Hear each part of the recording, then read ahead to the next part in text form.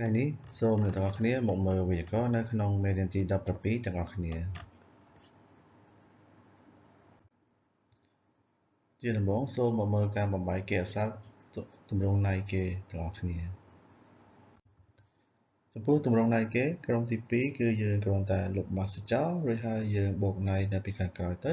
គឺយើងអាចបំបែកគេហស័ព្ទទៅជាទម្រង់ណៃបានហើយអញ្ចឹងឧទាហរណ៍ tabemas អញ្ចឹងទៅជា tabenai ចំពោះក្រុមទី3វិញគឺដូចក្រុមទី2ដែរ shimas គឺយើងលុប mask ចោលហើយបូកនឹងណៃអញ្ចឹងទៅជា shinai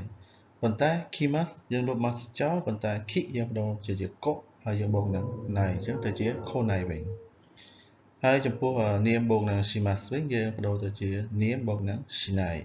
ឧទាហរណ៍ benkyo shimas ទៅជា benkyo shinai ចំពោះក្រុមទី1វិញគឺយើងបដូរពីសំឡេង ik ទៅជាសំឡេង a រួចហើយបូកនឹងណៃ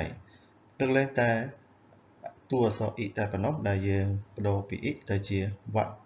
យើងអាចបដូរទៅជា a បានទេឧទាហរណ៍ kaimas ទៅជា kawanai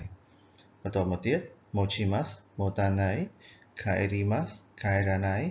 yomimas yomanai asobimas asobanai kikimas kikanai oyogimas oyoganai hanashimas ទៅជា hanasanai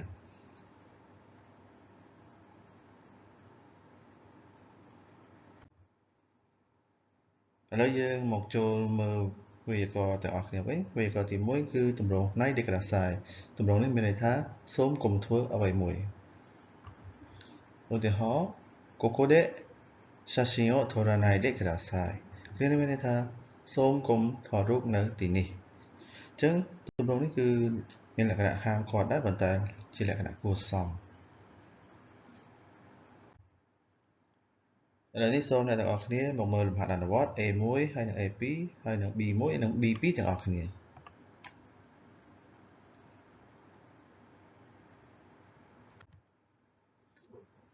បន្តមកទៀតសូមមកមើលវេយ្យាករណ៍ទី2វិញវេយ្យាករណ៍ទី2គឺទាក់ទងនឹងទម្រង់ nakereba narimasen ទម្រង់នេះមានន័យថាត្រូវតែធ្វើអ្វីមួយ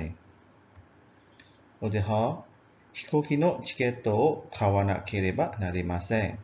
គ្រានេះមានថាខ្ញុំត្រូវតែទិញសំបុត្រយន្តហោះអញ្ចឹងឧទាហរណ៍ថាយើងទៅដើរលេងអញ្ចឹងយើងត្រូវតែទិញសំបុត្រយន្តហោះ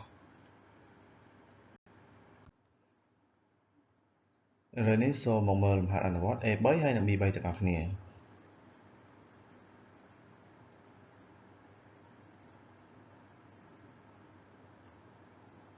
ចំពោះវេយ្យាករណ៍មេរៀនទី17សូម ត្រឹមប៉ុណ្ណេះសិនសូមរងចាំតាមដានភាពបន្ត